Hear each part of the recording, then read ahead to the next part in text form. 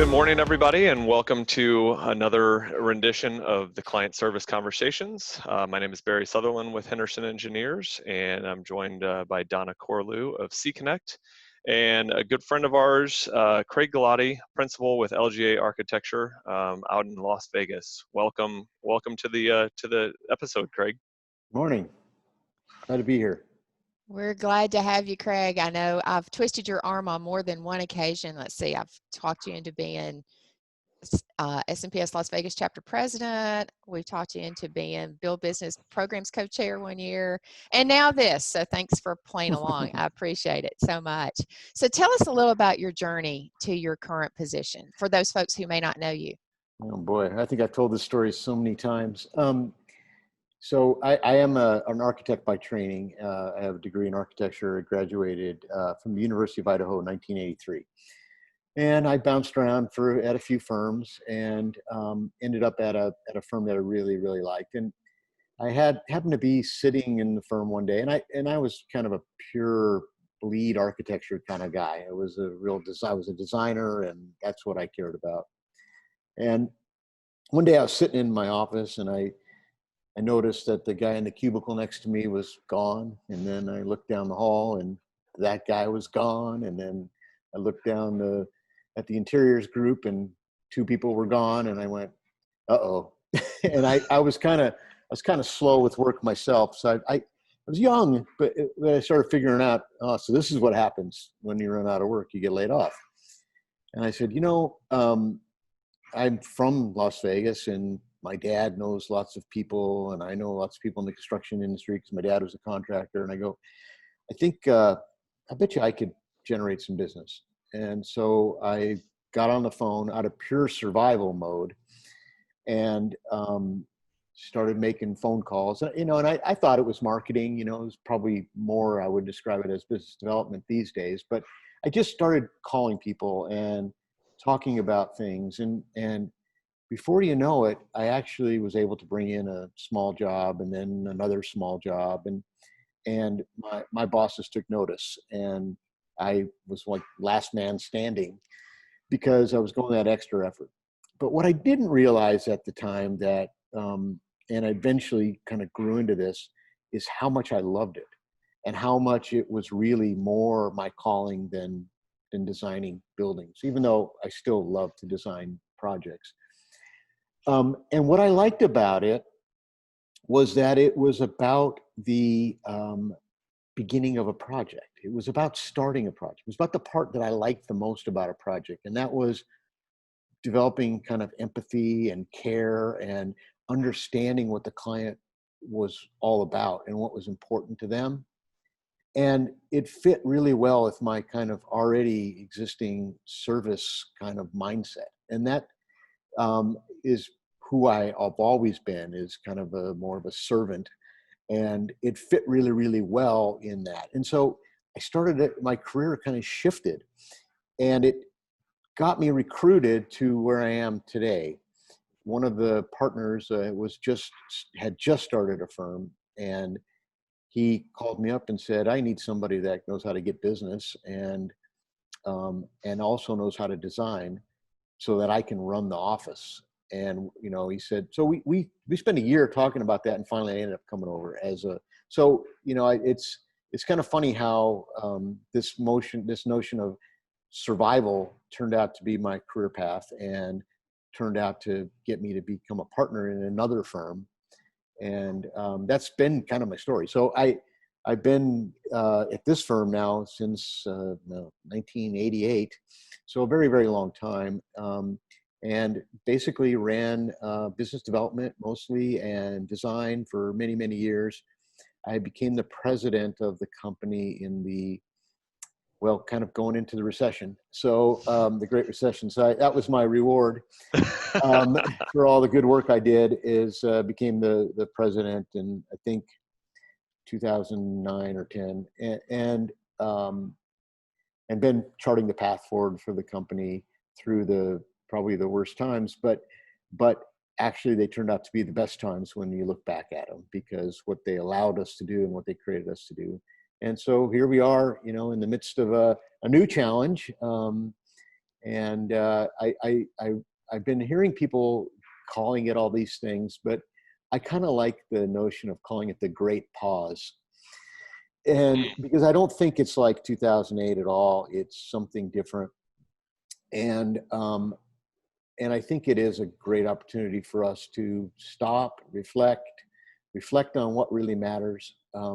And that's why I wanted to do this talk so bad, because I think that whole notion of, and I sent an email out to my staff this morning that, you know, the cornerstones of our company have always been care, collaboration, and creativity. And that I can't think of a better place to talk about client service from those perspectives. Those are the cornerstones in my mind of what we're talking about today. Yeah, that's I actually just read an article yesterday just talking about the firms that will survive are the ones that really put the client experience at the forefront during this time as we come out of this. Those are the ones that are really going to rebound. So it sounds like you guys are already a step ahead of that game. So would you say then that you know, based off your story, Craig, would you say that client service has always been a focus of LGA? Yeah, I believe so. First of all, you know, I go back and, you know, everybody always talks about, you know, find your why and do all these kind of things. Well, we did this stuff long time ago before Simon Sinek had his book and all this stuff. And mine has always been about service, and my personal and my business partner at the time, Ray Lucchese, we talked about that before I came over, because I said that if I want to put all my energy into building the firm, it's got to be built this way. And he was absolutely the same. And so we started the firm, and I think I was the fifth person in the office when I came there. So the people that were there, of which one of them is still there now and is one of my partners, always had that. And they came together because of that. And that became a real integral part of our recruitment. And especially, I would say, coming out of the recession, we had a chance to reset coming out of the recession. And that became even more important because we learned during the recession how important that was. Even though I don't think we took it for granted, we probably still took it for granted. Yeah. So would you so do you have any challenges with staff not being on board with the notion of client service? It sounds like you guys were it was a fairly seamless transition. Yeah, I don't think we have any problems with staff. We certainly don't right now. And our staff is just fully committed to that, and they understand. And I think it's because we vetted them hard. Now, I'm not going to say it's perfect, because there are times, I mean, we've made bad hires just like everybody's made bad hires. But what I find is that when somebody is in a small firm like ours, so we're 17 people, when somebody in a firm like ours acts outside the cultural norms, the white corpuscles pop up and they attack it from multiple ways, right? So so as leaders, we don't even have to do anything, because the staff will stand up and say, hey, we don't treat people like that, or we don't act like that. That's not who LGA is. That's not the LGA way. And it's kind of cool to see that. And I'm proud of that. I don't know how much I had to do with that, but it's phenomenal to see that. And so, we'll have people, and within weeks, they'll recognize that it was a bad fit, and we'll recognize it's a bad fit. So we can move them on. Right. So what does client service look like at LGA? A lot of folks, define it kind of multiple ways. So kind of what does client service look like for you guys? Oh boy. I think it starts with the recognition that the only reason we're there is because of clients. And our job is not about the technical aspects of things. It's about helping a client achieve their dreams or their aspirations. Or, clients come to us not because they have to, because they want to. And they have something they want to do that they can't do on their own. And, it's not like, I have to get something done, and so I go use whoever I think is the best to do that. Ours is different. Ours is really about a relationship, and it's about who do I trust? I mean, as you guys know, in our business, there's a whole lot of really good firms, and there's a whole lot of really competent and capable, and in some cases better designers, and the firms are great.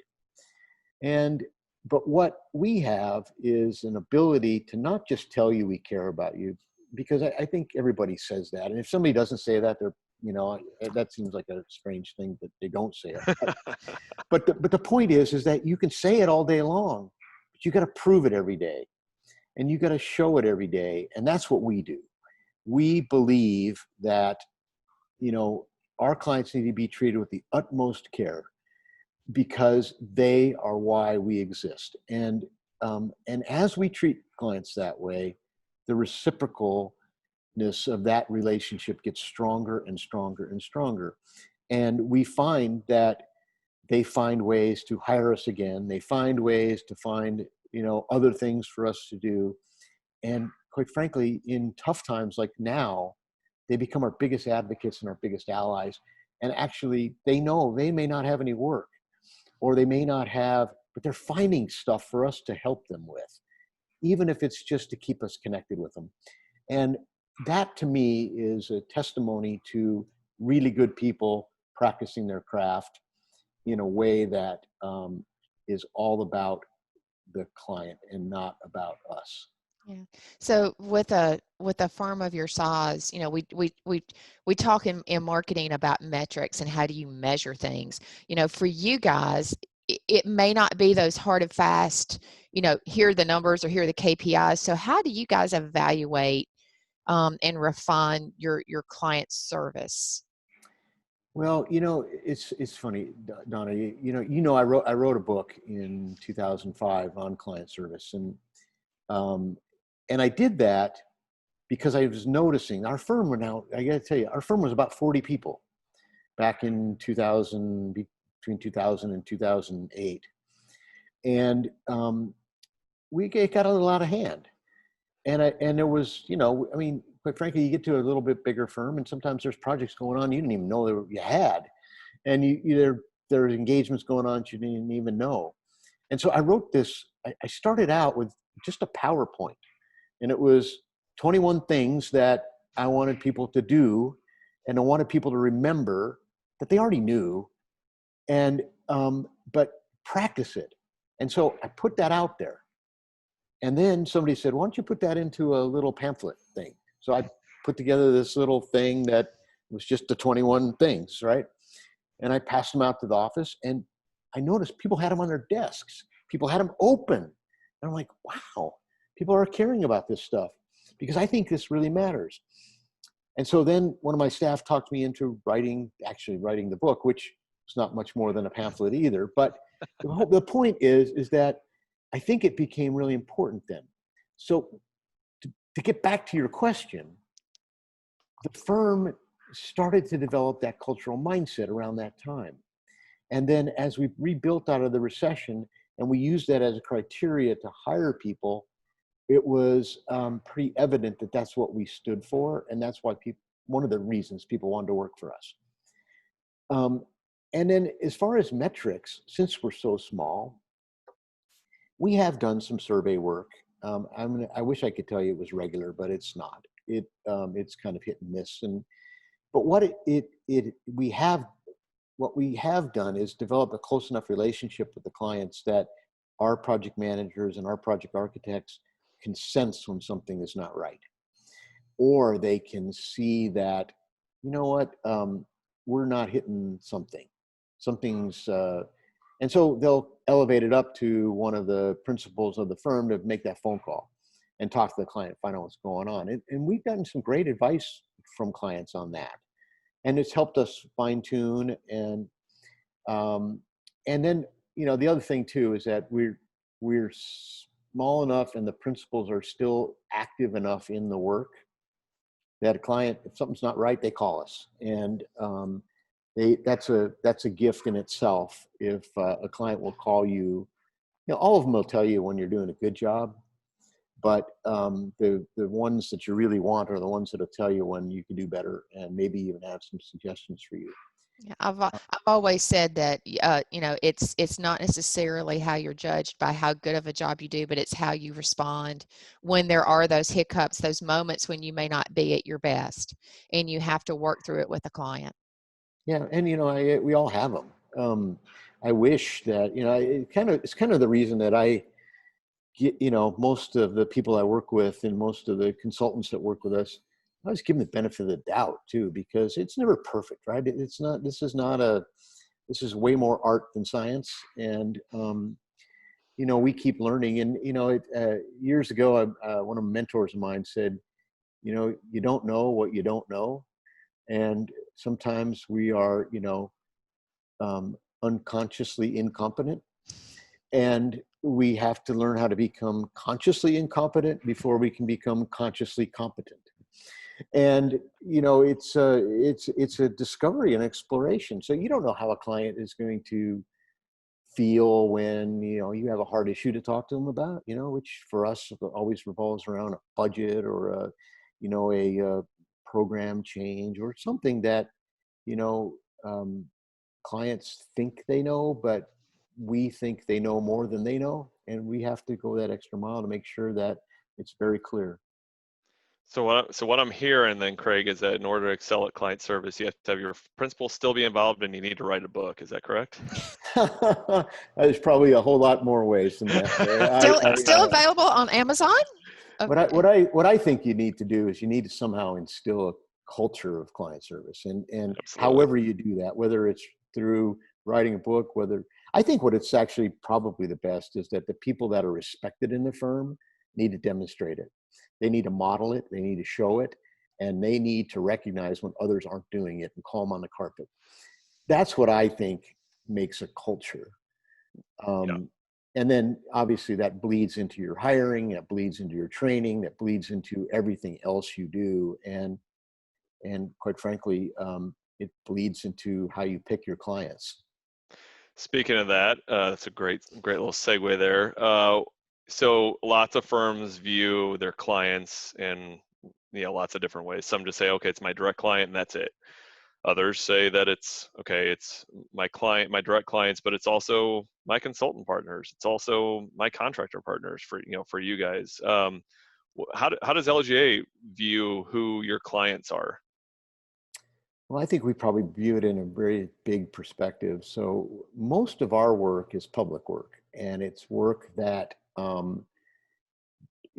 draws people together, which is kind of strange in this time when we can't draw anybody together.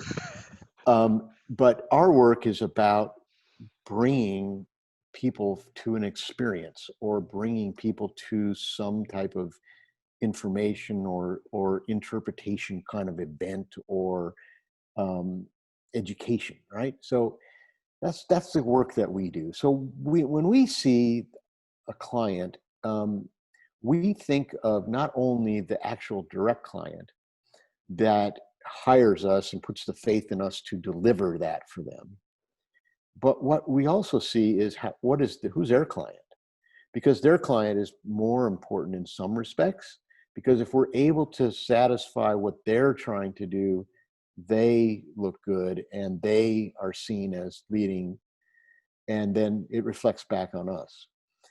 And then as far as I don't know if I necessarily see the consultants and the contractors that we work with as clients, but I absolutely see them as partners, because we can't do any of this stuff without them. And the way that we align with them to deliver the same thing matters. I mean, Barry, in this business, 50% of what an architect does is not done by the architect, just even in the design process, right? I mean, we got MEP, we have civil, we have structural, we have, all the other system stuff. And those are all the things that really hit home with the client, right? So, a client will go, oh, that's a beautiful building, but if the HVAC doesn't turn on, it's a bad design, right? I mean, there's so much to it. And, and so we look at those consultants and as partners in delivering a whole set of services. And, our job is to be the conductor in some ways of that. But we got to have people on the team that we work with that have the same client service mindset as well. Now, Absolutely. construction is a little bit different thing. We don't always get to pick. We do have ones that we love to work with because of that. And they treat us with respect. They treat our client with respect. They care about the end goal. That's the kind we want to work with. Sometimes we don't always get that, especially because we work in the public sector. And a lot of that stuff is kind of who made the mistake on the bid. But that's just the way it goes sometimes. So, I've known you for several years, and I know that LGA has transitioned leadership at least a couple of times, and you may be on your third one by now since I've known you. So, how has the firm been able to maintain a client service culture over multiple leadership transitions? Are you the glue? And what happens, don't laugh when I say this, and what happens when you decide to ride off into the sunset? Or how have you been able to maintain that over those multiple transitions? Well, I think culture transitions the people. And if you build a strong culture, a culture of fun, a culture of people wanting to come to work, a culture of care, it doesn't matter who's sitting in what chair at any given time.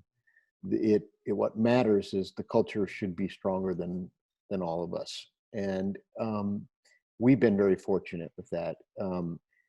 Our founding principal, Ray Lucchese, was visionary, and none of us could ever be him, but he taught us how to think, and he helped us create a culture of vision and a culture of care too. And he cared deeply about the firm, about its clients, about its employees.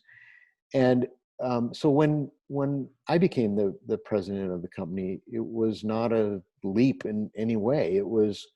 That's the way it is. That's the LGA way. And we studied a lot of different books, and we read a lot of things together. And I remember reading Built to Last, and which to me had a profound impact. And the whole notion of revolving around a clock versus revolving around somebody who tells you what time it is a different scenario, right? And so we always talked about, we need to build the clock that everybody can look to and know what to do, know what time it is, as opposed to waiting for a principal in the firm to tell them what to do. And I think it plays big time. And, and then when you think about transition, transition is, it's really two aspects to that, right? There's ownership transition, which is a transaction, and it just takes a piece of paper and a check, right? It's an easy, simple thing. Leadership transition, though, is a process. And I have two younger partners right now that are going to be taking over this company. And in fact, one of them will become the president next year. And I wanted them to take over because they're ready. Two, it's time for them to put their mark and their stamp on things, but they're so in alignment, right? I mean, both of them have been with us for 20 years. They get it. They've helped create it. It's not something that's going to be foreign to them in this transition. And I wanted to do it in such a way that I was still there, and I would be there to mentor and to help them in that process. But it certainly isn't about me. And that's the beauty of it, is that the culture of the company is stronger than any person that's leading it. So Craig, you already kind of hit on this question a little bit just in your introduction of how you got here. So it sounds like LGA obviously went through the same '08 recession that everybody else did, and now we're in a new time. But how do you expect the COVID-19 pandemic will affect LGA in the future in terms of client service? What will it mean for how you guys, will it change anything in how you guys approach client service? I don't know if it'll change how we approach client service, because we're going to we're all in on that. And there might be different ways that we do it because of the some of the challenges that we have. I mean, I'm longing for the day where I can go hug a client again. But I don't know if that day's coming, and I'm going to be respectful in that because but it was funny. What I do think is going to happen, and this is one of the new initiatives that we have done. We found ourselves with a couple of projects stopped, one that may never come back. And we've looked at each other and said, what the heck, man, we can't go through another one of these recessions, great recessions. What did we do wrong in the Great Recession? And one of the things we did wrong is we just sat around and waited for it to end. I mean, I think many firms did that. We didn't know. That was the first time I had ever gone anything. I didn't know what the heck to do. Yeah. So we said, you know what, we're going to be proactive. So we started immediately with doing some scenario planning.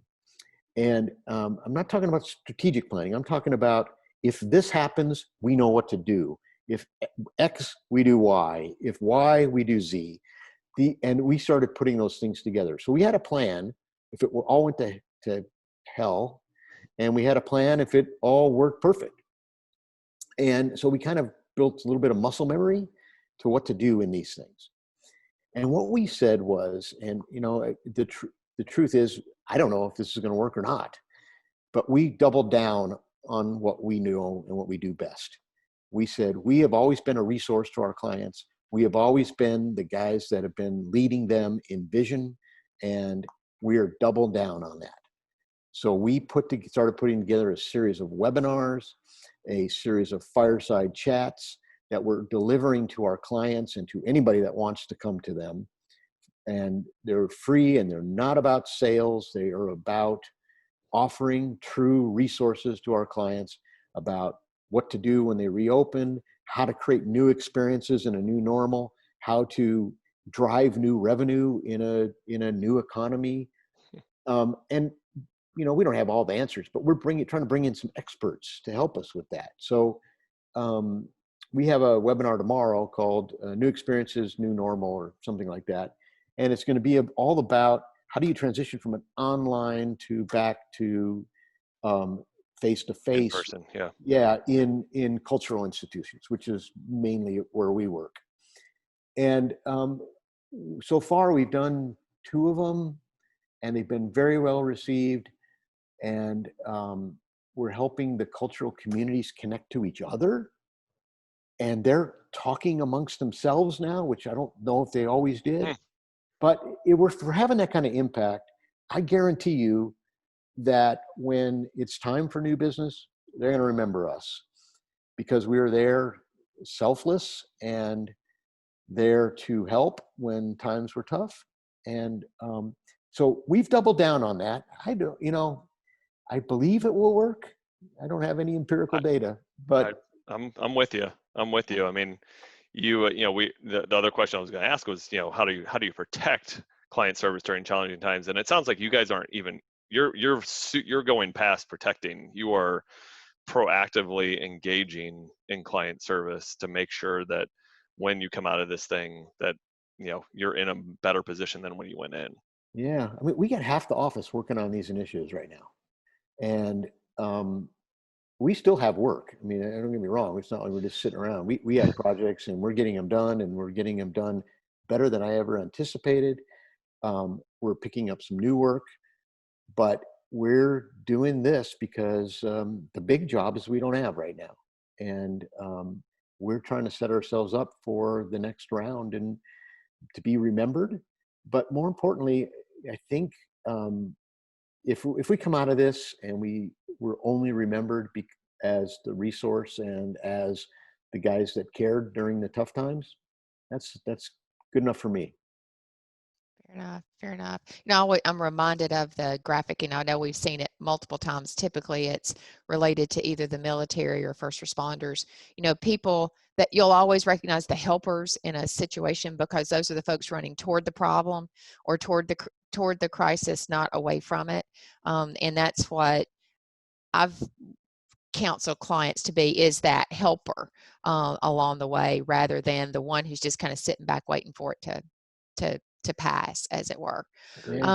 So what would you go back and change about your client service culture? If you could start again from scratch, what would be the one thing you would change? Oh boy. I think I would have been very steadfast in picking better clients earlier. I think we've done a really good job, especially lately, of aligning clients that align with us, and ones where we can really truly deliver value, and ones that have the same mutual respect for each other. And quite frankly, it's also got to be the kind of work we want to do. We've spent, and Donna, you know this, how much effort we have spent realigning our clients, probably starting coming out of the recession, after we've kind of lost our brand and lost our way a bit in terms of the kind of work we were doing. I wish I would have known that when I was 30. and that's probably the thing I would change, is that, you know, I love to see what's going on in the last 10 years, you know, and I wish I had 20 more. Just, you know, and I the reality is I don't. And but the next group Sure will. you do.